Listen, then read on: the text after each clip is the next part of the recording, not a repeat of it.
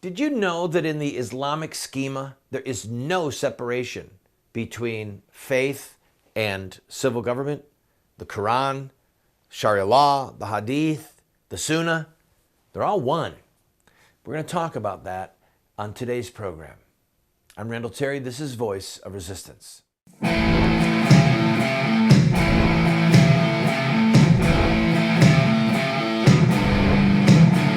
Those who forsake the law praise the wicked. Those who uphold the law resist them. Welcome to the Voice of Resistance. Here's your host, Randall Terry. Welcome to the program, friend. This is probably going to be one of the most critical shows that you will see on television for a long time, dealing with the Islamic schema and the unity of thought that it has regarding government, Sharia law, the Hadith, the Sunnah, the Quran, all of it as one. At the end of this program, I'm going to ask you for your help on 2 counts. We have received a credible death threat, and we need to protect ourselves. I'm asking you to pray for us, and I'll tell you more at the end of this program. I hope you enjoy what you're going to see. Welcome to today's program, friend.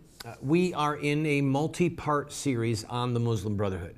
So if you have not been watching the show for the past few nights, I want to encourage you to go to voiceofresistance.com if you want to learn more about the Muslim Brotherhood.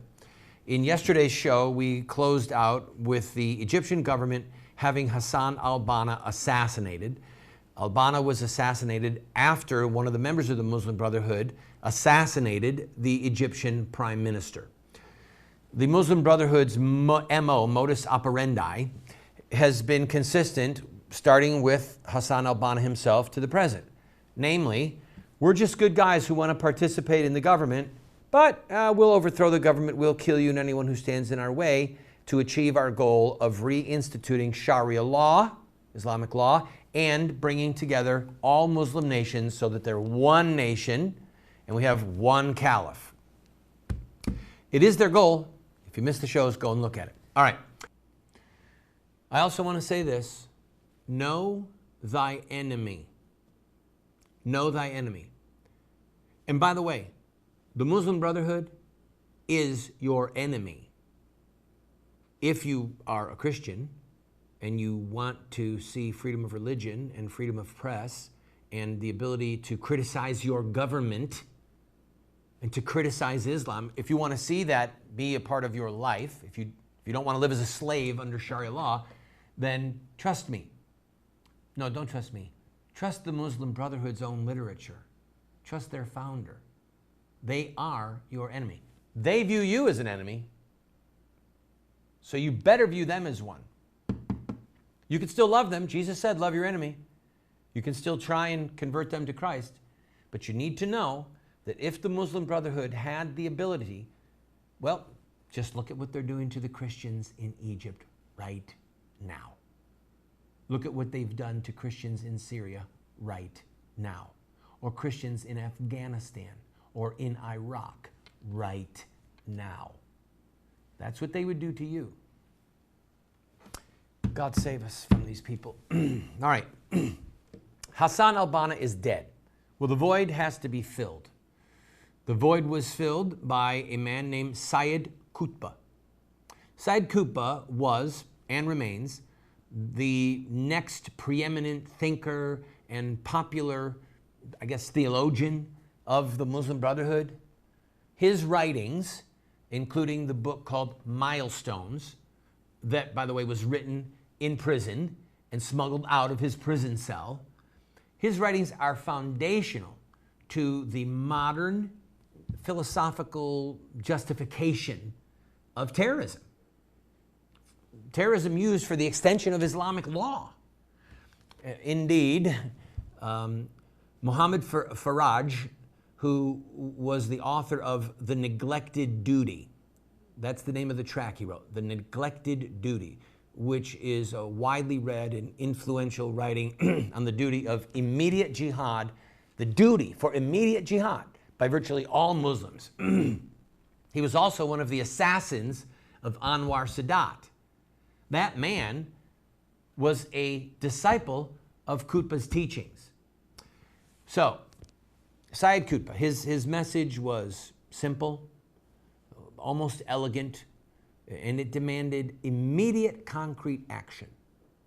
And his reasoning, though in some ways it would have been kind of lofty, it was accessible, readable, and he stayed tight to his themes.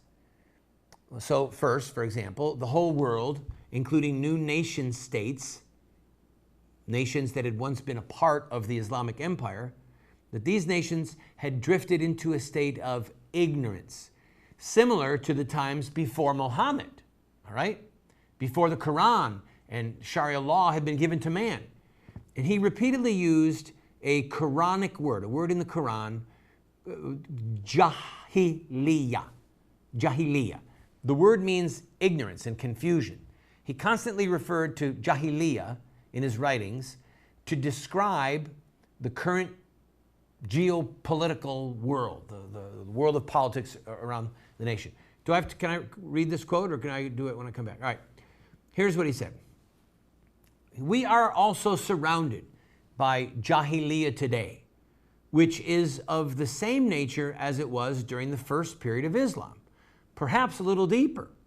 Our whole environment, people's beliefs and ideas, habits and art, rules and laws, is jahiliyyah, even to the extent that what we consider to be Islamic culture, Islamic sources, Islamic philosophy, and Islamic thought are also constructs of jahiliyyah.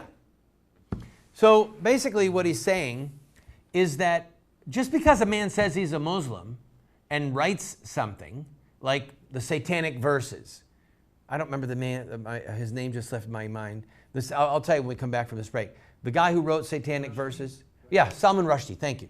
Salman Rushdie wrote satanic verses. He is a Muslim.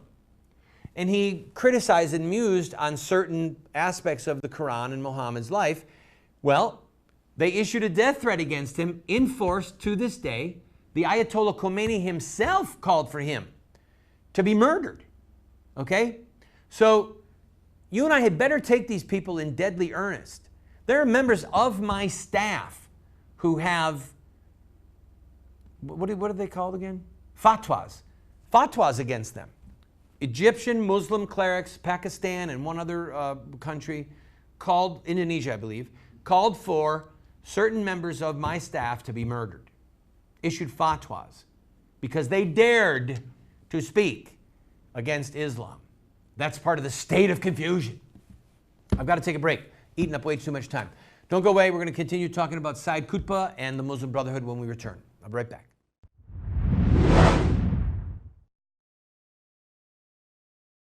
My wife and I, for 5 years, have been grinding our own wheat and baking our own bread from scratch. Within 2 hours, you can have fresh wheat in your hand and then piping hot bread come out of the oven. The most nutritious and delicious bread you will ever have. And we do it for under $1 a loaf. Call Paula's Bread and find out about this grain mill and the mixer and how it can save you money and change your life. Do you want to have knowledge, wisdom, discernment? If so, you have to read good books, theology, history, books that look at the lives of great men and women. So to help you to become a more effective Christian, a better witness for truth, somebody who can engage in productive conversation that exhorts and edifies those that you speak with, we're going to do something crazy. We're offering you these 7 books for a gift of any size. You just pay for the shipping and handling, and then give whatever gift that you can, and we will send them to you. But just to make it a little bit more crazy, I will send you a second copy of my 3 books, autographed. You can give them as a gift to your pastor or to a family member and help extend truth and justice in the world. This is while supplies last.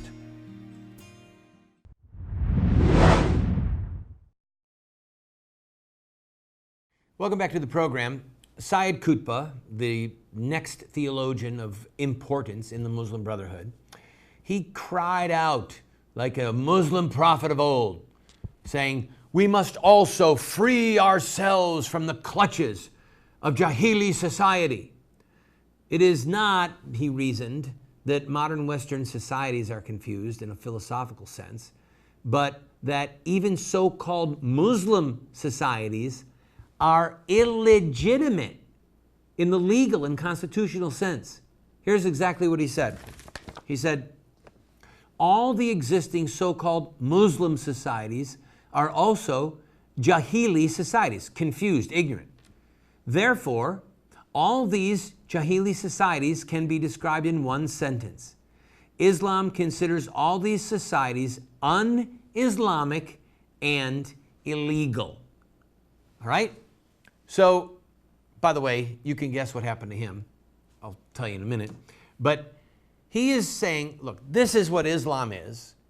And what's happening in Saudi Arabia or in Egypt or in Iraq, that's not Islam. We don't get to redefine Islam any more than some, Catholics for free choice. I'm Catholic, but I believe a woman should be able to kill her baby. Then you're not Catholic, okay? You're not expressing the Catholic faith.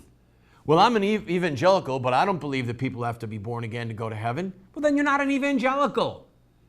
You and I do not get to redefine a religion based upon our hopes, desires, or our whims. And Qutb said the same thing. Here is Islam. You want to know Islam? Study Muhammad's life, study the early companions. This is what they did. And if you're not doing that, you ain't Islam. All right. He said that the only way to be freed from ignorance, from this foolishness, this jahiliyyah, is to enforce Sharia law. Here's what he said. The basis of the message of Islam is that one should accept the Sharia without any question and reject all other laws in any shape or form. This is Islam. There is no other meaning of Islam. That's the quote. Sayyid Qutb, Milestones. You want to know what Islam is? You have to submit to and embrace Sharia law. You surrender. You say that there is no God but God, no God but Allah, and Muhammad is his prophet. And then you follow the lifestyle of Muhammad and you obey the Sharia law. That's Islam. So his meaning was simple. If you've got a so-called Muslim leader who's not enforcing Sharia law, he's a traitor. He's an apostate. And he is illegitimate. All right, I'm going to take a quick break. When we come back, I will show you what he said, and you'll see, again, how he influences modern terrorists. And you have to understand what they're after, and you have to let them and the Muslim Brotherhood speak for itself. Don't go away.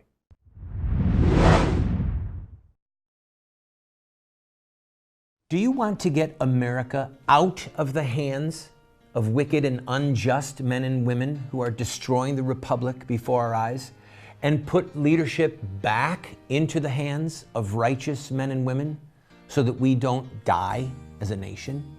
Well, you're talking about social revolution, and there are rules in social revolution.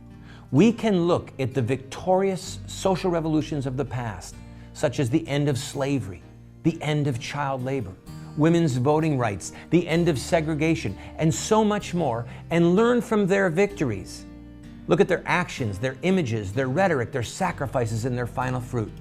We will send you this series that originally cost $129, 7 books for students, 1 teacher's guide, if you'll give a gift of any size and just pay for shipping and handling. Take advantage of it today.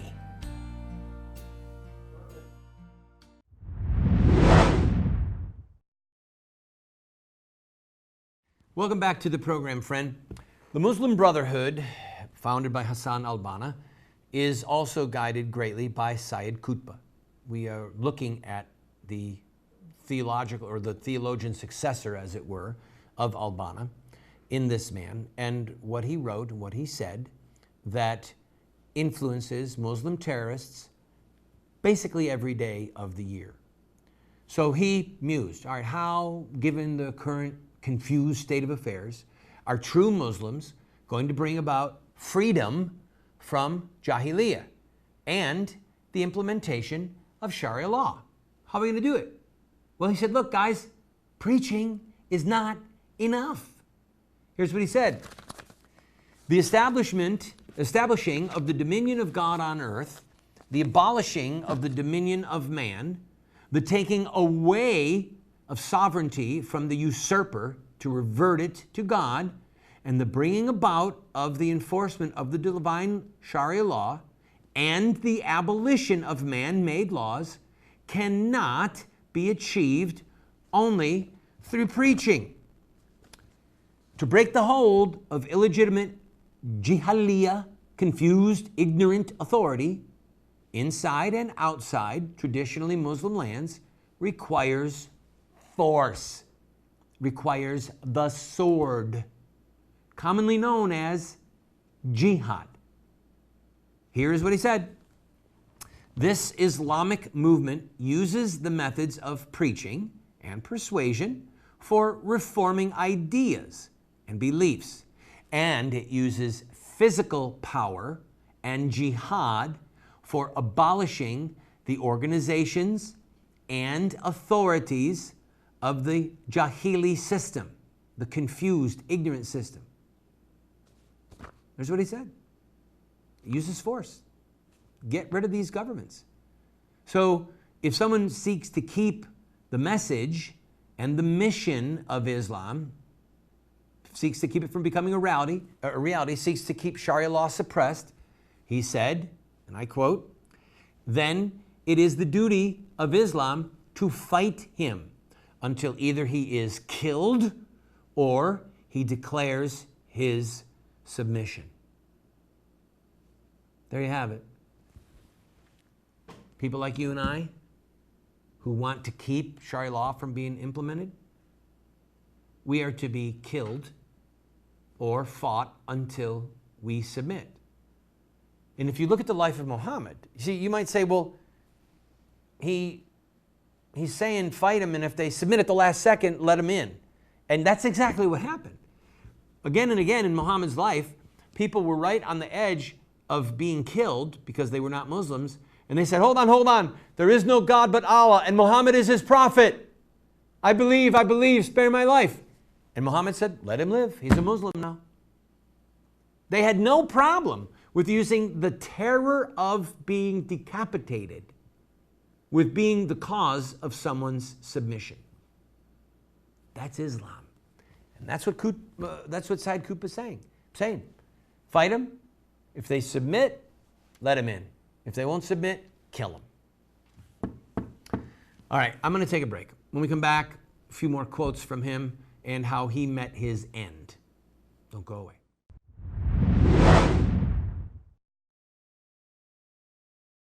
My wife and I, for 5 years, have been grinding our own wheat and baking our own bread from scratch. Within 2 hours, you can have fresh wheat in your hand and then piping hot bread come out of the oven.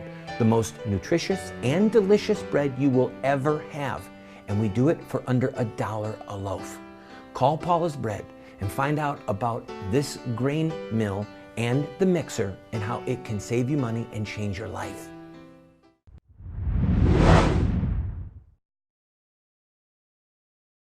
Welcome back to the program, friend.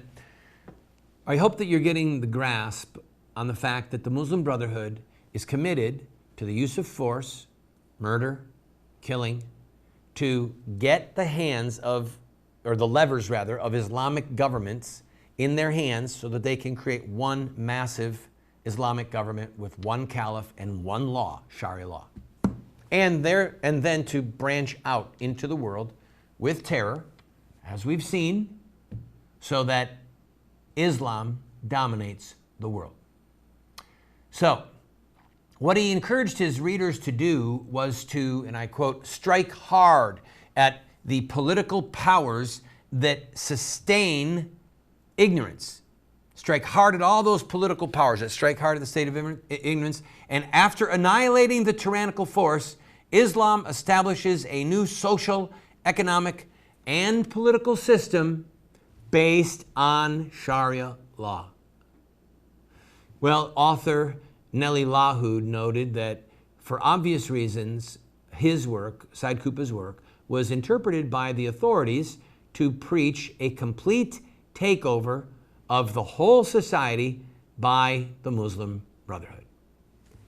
And that was true. That's what he said. Well, the Egyptian government offered him a ministerial position if he would just moderate his views. He was refused, and therefore he was executed by hanging while he was in prison in 1966. So, Said Qutb, like Al-Banna before him, became a martyr. And his martyrdom ensured his position as a legend and a guide to the Muslim Brotherhood in particular, as well as Islamists and jihadi terrorists across the world. These two men, Hassan al-Banna and Said Qutb, more than probably anyone else, any others, have provided the philosophical underpinnings and the practical agenda for Islamic terrorists and jihadists throughout Egypt, throughout the Middle East, and throughout the world.